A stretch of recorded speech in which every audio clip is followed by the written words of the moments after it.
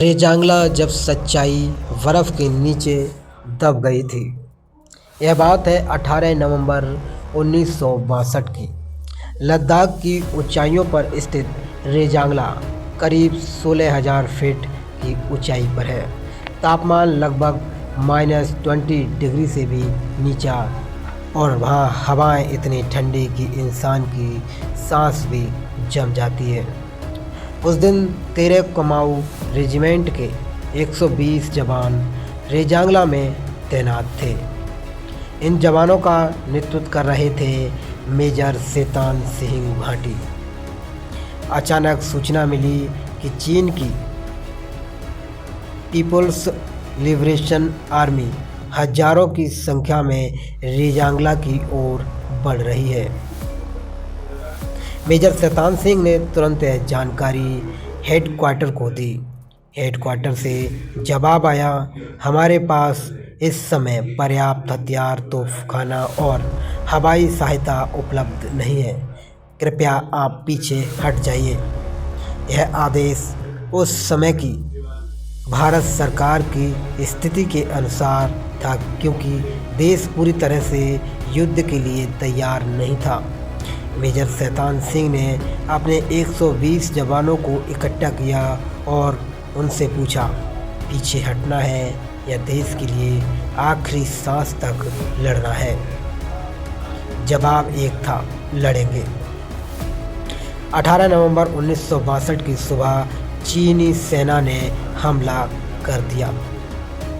चारों ओर से हजारों सैनिक भारी हथियारों के साथ एकदम से टूट पड़े और सामने थे 120 भारतीय जवान। लड़ाई शुरू हो गई। जब गोलियां खत्म हुई तो संगीन चली। जब संगीन टूटी तो हाथों से लड़ाई शुरू हुई। मेजर सेतान सिंह कई बार घायल हुए, लेकिन एक बंकर से दूसरे बंकर तक रेंगते हुए जाते थे और अपने जवानों को निर्देश देते थे और उनका हौसला बढ़ाते थे। अंत में मेजर सेतान सिंह वीरगति को प्राप्त हो गए।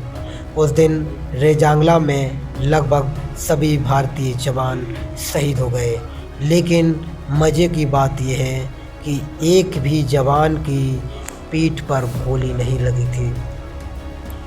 लेकिन इसके बाद एक गलतफहमी फैलाई गई। जब काफ़ी समय तक जवानों के शव नहीं मिले तो कुछ लोगों ने यह कह दिया कि शायद जवान पीठ दिखाकर भाग गए। असल में ये जवान भागे नहीं थे, वो बर्फ़ में दबे थे।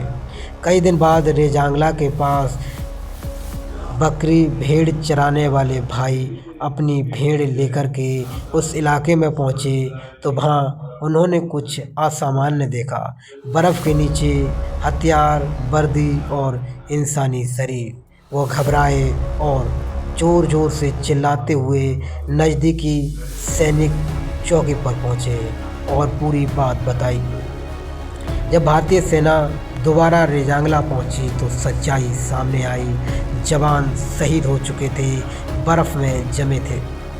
कुछ खड़े हुए शहीद थे तो कई जवानों की उंगलियां अभी भी टिगर और ग्रेनेड पर थीं।